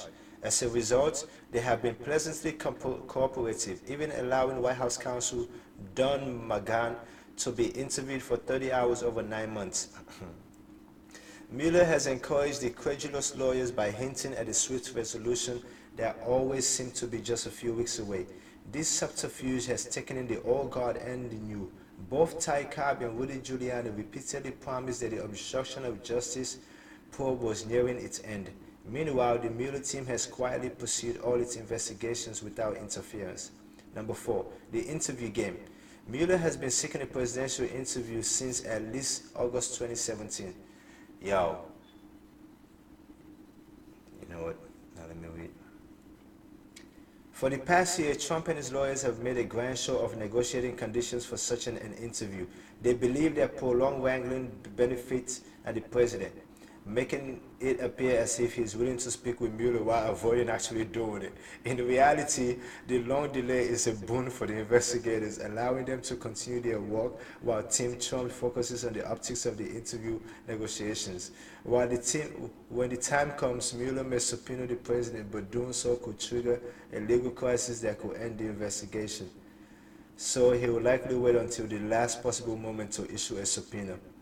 So I tell y'all, man, yo, that man is so that man is closely right now. You know what, Bob? I'm not gonna go there. I might say some things that might give dump trucks, Tim Trump, something that might work to their advantage. You know what I mean? I'm not trying to put myself on that level as you, Mr. Mueller, but I am above the level of Tim Trump. I don't have the accolades or the credentials to go with it, but I put my next paycheck on that. Oh, $786 and some change. I will. Let me just say, not you, Mr. Mueller, not you. That was awesome. Point 4, the interview game. Mueller has been seeking a presidential interview since at least August 2017. For the past year, Trump and his lawyers have made a grand show of negotiating conditions for such an interview. They believe that prolonged wrangling benefits the president, making it appear as if he's willing to speak with Mueller while avoiding actually doing it. In reality, the long delay is a boon for the investigators, allowing them to continue their work while Team Trump focuses on the optics of the interview negotiations. When the time comes, Mueller may subpoena the president, but doing so could trigger a legal crisis that could end the investigation, so he will likely wait until the last possible minute to issue a subpoena. Number 5, diversification. When Mueller was hired in May 2017, there was only one investigation. Now there are at least 3 spin-offs, all run by separate divisions of the Justice Department. The Southern District of New York is investigating Trump's former lawyer Michael Cohen for bank fraud, tax fraud, and campaign finance violations. The FBI's counterintelligence investigation has charged suspected Russian spy Maria Butina for illegally acting as an agent of a foreign government. Finally, the department's public integrity section is investigating Trump's fundraiser Elliot Brody for influence peddling. Brody is an associate of Trump, a client of Cohen, like Sean Hannity, a client of Cohen, and a former business partner of George Nader, a key witness in the main Russian investigation. And there may be more investigations to come, even if Trump eventually finds a way to fire Mueller's team. It will be legally and politically difficult for him to stamp out all the spin-offs. Mueller's ghost will continue to haunt the White House even after the primary Russia investigation has ended. The most critical moment for Mueller will likely come after the election on November 6th. About 39 days from now? 31 plus 6, 7, 29, 30. 38 days. The most critical moments for Mueller will likely come after the election on November 6. If Republicans maintain control of Congress, and emboldened Trump may feel confident enough to finally rid himself of the scandal that has been agitating him since he took office. Yo, if it's not even... I just dropped my other Arizona. If it's not even for the sake of black progress, yo, if you black in America, please go vote not Republican. So namely, vote Democratic. Or did I just say that out loud? I was under the influence of some good ganja. But still though, I can't tell you who to vote for, but I can tell you don't vote Republican. Just for the sake of preserving what it means to hold somebody accountable for something they've done wrong against the state, in this case against the nation, colluded, knew that these people had ways and means to help you win an election over your opponents to become president of the United States, knew that they had ways and means of doing that. Whether it was through social media, whether it was through machine rigging, whether it was through spreading false information, you knew they had means of doing that. And you went along with it. I get it. We all want to win. I've seen scandal. You know what I mean? I've seen how dude became president of scandal. I get it. But please, like, just for the sake of preserving what it means to be black and be American. For the sake of what Colin Kaepernick is protesting, Kaepernick, I'm asking you, get people out to go vote, bro. Vote anything that's not Democratic. I mean, that's not a Republican. I'm sorry, you know what I mean? I was on my American Democratic vote day, you know what I mean? I told you I'm under the influence of some good, yeah, but that shouldn't matter, right? I've already said that, like, but still. Long story short though, if it's not even for the fact that it's for the progress of what it means to be black and equal with everybody else and everything else on equal footing in this great nation that you were born into, I wasn't born into here. I emigrated, like my father said, I fell asleep in Syria and I woke up in America. And he's absolutely right. Like, dead on, you know what I mean? So, what I'm asking you is just go vote, yo. You got time to register. I guarantee you, right now, is so many people out there trying to register people to vote. So many people out there trying to register people to vote right now. You get on any social media platform right now, they're freaking asking you to register to vote.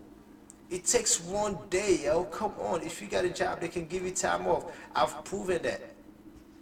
Come on. I'm just saying.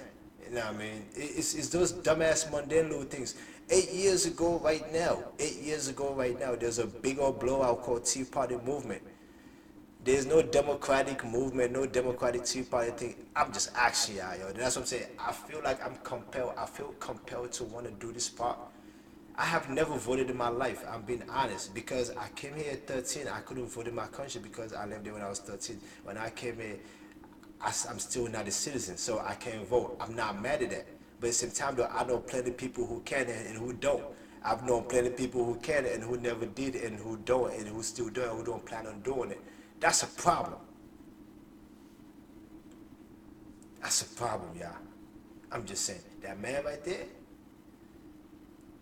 in 8 years, how many months in a year?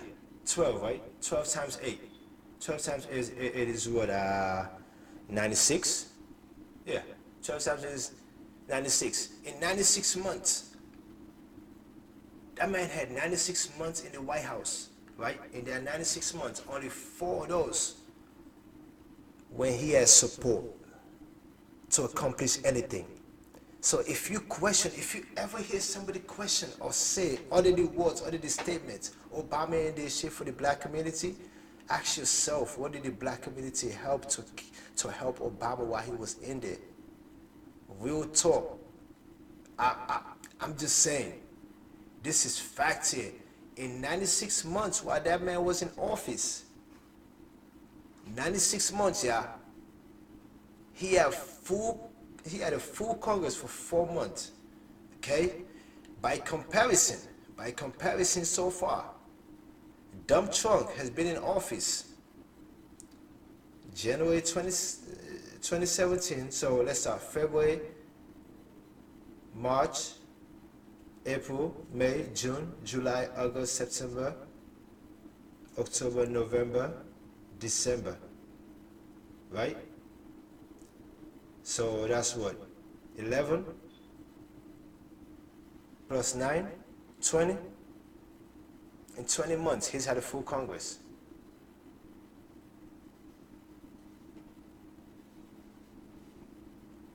So whenever you hear somebody say that, or you think that, I'm not even saying whenever you hear somebody say that. I know a lot of us think that, and it is sad because I hear a lot of us say it. I just had a couple of old heads send me on the bus the other day. I'm just saying. Real talk. You know what I mean? And I'm talking about old heads who they're in their 60s who probably have voted maybe once in the last 60 years, and they probably voted in 2008. It was a euphoric time. Yes, beautiful. You know? Like, I'm just saying. But still, neither here nor there. I had to get into that little soliloquy real quick, you know what I mean? My little to be or not to be moments. That is the question, whether it is nobler in the minds to suffer the slings and hours of outrageous fortune, to sleep to... Let me stop. Thank you, Miss Leahy. You know what I mean? I had some awesome ass teachers. Miss Leahy and Miss Donnelly. Miss Donnelly was awesome as hell, yo. Like, if you went to Parkdale High School and you had Miss Donnelly as your English teacher, or you had Miss Donnelly or you had Miss Leahy, like, you good. You should be able to articulate yourself well. You should know great literature if you had those two teachers at Parkdale High School in Riverdale, Maryland. I'm just saying.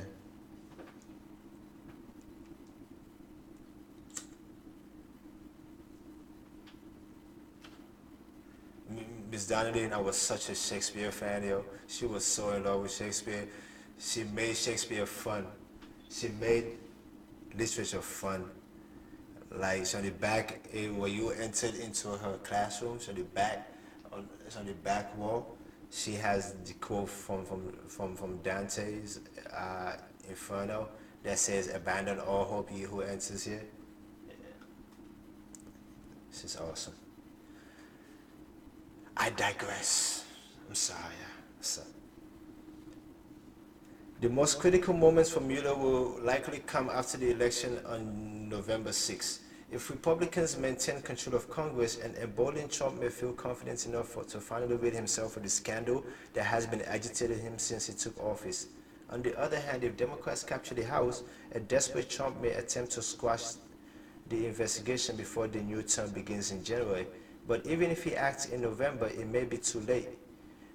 By then, Robert Mueller will have had a full year and a half to investigate the misdeeds of Trump's campaign and administration. Judging by how the special prosecutor has outfoxed the president so far, Mueller likely has a plan to ensure that his work will bear fruit. His report, in whatever form it eventually comes to light, will lay out all the charges that the investigators have kept secret for so far, and no one in Trump's inner circle will be spared, not even Trump himself. I'm trying to tell you.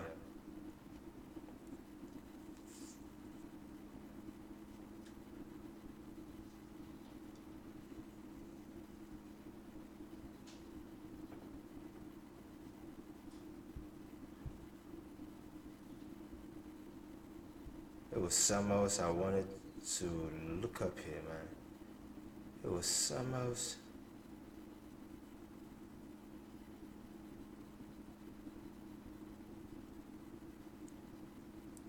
Oh yeah, this was from yesterday.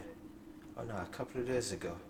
This is from yesterday on Forbes.com by Victor Lipman, Leadership Strategy. He said, I wrote about management in its many forms. I write about management in its many forms. The title is, well, I think we found our Supreme Court Justice today. He goes on to write, well, I think we found our Supreme Court Justice today. This should be very good news for Republicans who seem to be in an awful hurry to get this done quickly. It doesn't look like we have to wait any longer. Let's take a deep breath.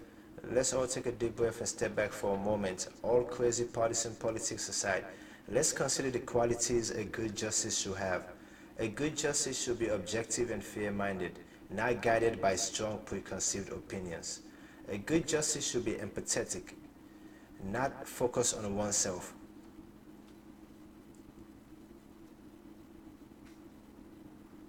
A good justice should be calm, not angry. A good justice should show grace under pressure, not be easily rattled. A good justice should be thoughtful, not strident. A good justice should be even-tempered, not short-tempered. A good justice should, in the face of adversity, show courage, not petulance. Good leadership is all about making good decisions. There are classic lines from Shakespeare's The Merchant of Venice about mercy and justice. Speaking of Shakespeare, Miss Donnelly. Okay, I'm sorry.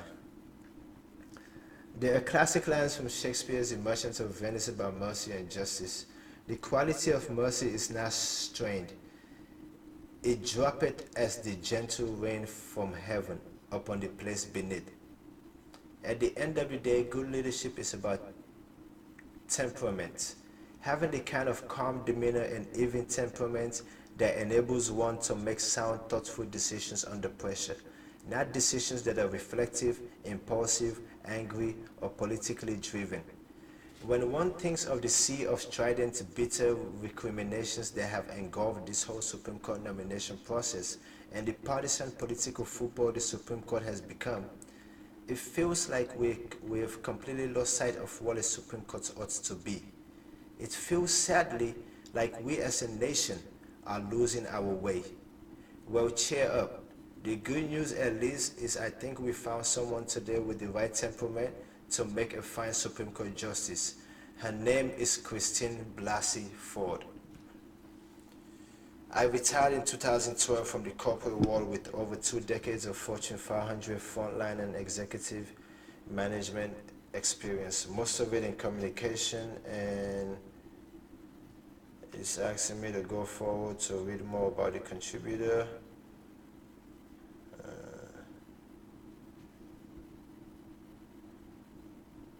Hold up. I just saw an awesome ass article with Steve Jobs' picture on it that I want to see if it's interesting. It is titled "The Best Sentence I Ever Read About Managing Talent" by Victor Lippmann again.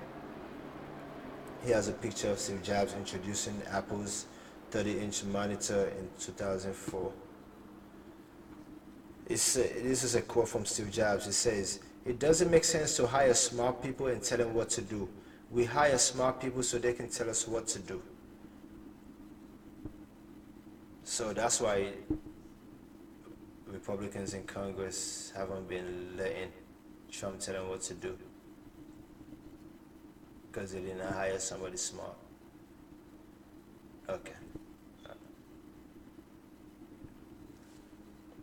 Jobs was a pretty smart dude, to understate Wiley, so it doesn't surprise me he'd have smart things to say about talent management.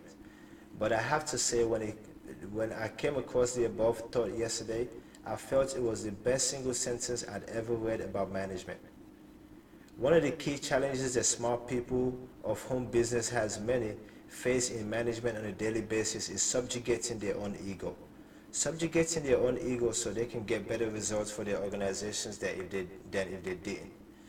Because it's a natural tendency for folks who are experts in one thing to feel they're experts in other things, which can quickly lead to nettlesome micromanagement. That's a good word, nettlesome. I had never seen that word before.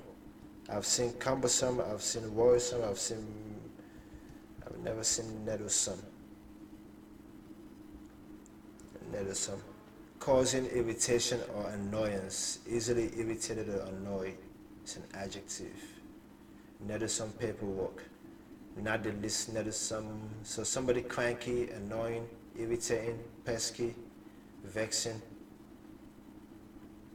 irksome, galling, pettish, petulant, pouty, testy, scratchy, peevish, cranky, pickish, ill-natured, disagreeable.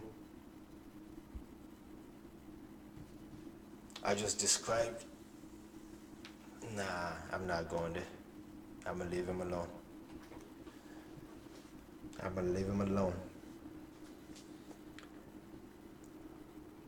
One of the key challenges that smart people of whom business has many face in management on a daily basis is subjugating their own ego. Subjugating their own ego so they can get better results for their organizations than if they didn't. Because it's a natural tendency for folks who are experts in one thing to feel they're experts in all things, which can quickly lead to nettlesome micromanagement. An easy recipe for frustrating up-and-coming talent in its own right.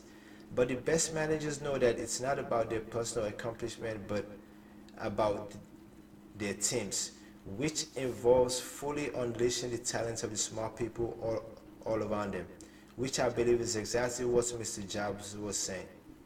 Tell me what to do, not how to do it. We didn't vote. I can't tell you how, but we didn't vote. This whole train of thought reminded me of an old story. A very long time ago, a very creative, accomplished woman whom I was managing grew weary of my over-involvement, aka meddling micromanagement, in her project. One day, to her everlasting credit, she took me aside and said to me, you know, when you're managing creative people, you get the best results by telling them what to do, not how to do it. A little different twist than the job school, but a similar sentiment. Point being, don't prescribe solutions, but let creative people figure things out. They will find a better way. My direct report was 100% right, and I never forgot what she said. In many instances, leadership is best served by providing sound strategic direction and then getting the heck out of the way. Later in my management career, at which point I believe I was probably the only person in our company managing two people with PhDs. They knew a lot more than I did about most things, and though I'm sure I sometimes screwed up, I did try to bear in mind what the woman noted above told me. As a manager, it's not about you, it is about optimizing talent, which, judging by his results, Steve Jobs understood a whole lot better than the rest of us. Yes, he did. You know, I have never owned a cell phone. I have never owned an iPhone. Not at all.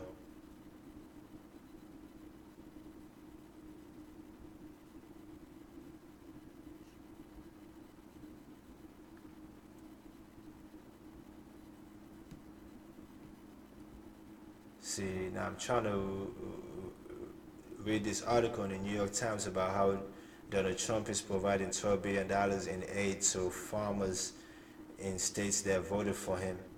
But since I can't,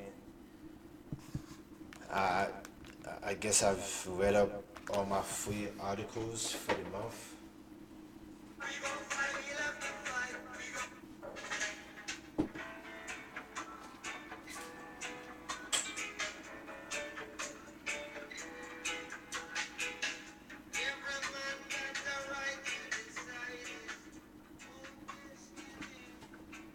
And the reason his administration is providing $12 billion in aid to farmers in states that went for him is due to effects from his trade war he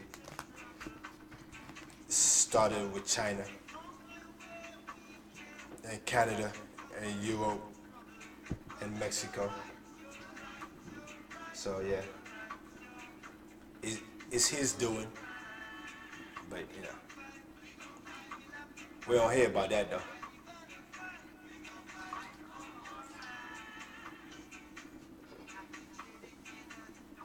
Zimbabwe, Zimbabwe.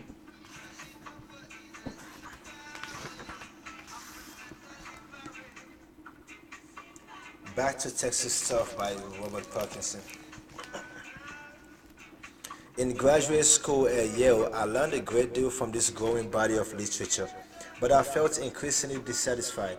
Many commentators agree that race played an important role in the justice system, but relatively few were making the entwined histories of criminal punishment and racial subjugation a central category of analysis. Few still carry the story further back than Barry Goldwater's 1964 presidential campaign, one of the first to make law and order a polarizing partisan issue.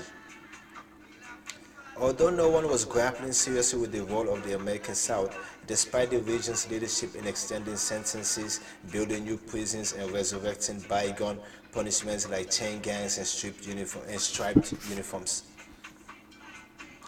I suspect that vital insights lay buried in these neglected areas, so I focused my research on the history of crime and punishment in the South. I traveled to Florida, where venerable traditions like electrocution survived into the 21st century, then to Georgia, where I studied the rise and fall of the chain gang. In my mother's home state of Mississippi, I surveyed the legendary penal farm at Parchman, Parchman. Next door in Louisiana, I conducted a round of interviews with inmates and guards at the Angola prison plantation. The more I read and the more people I spoke with, however, the more I realized that in the realm of punishment, all roads lead to Texas. Why Texas? Because just as New York dominates finance and California the film industry, Texas reigns supreme in the punishment business. With 173,000 inmates and more than twice as many paid employees.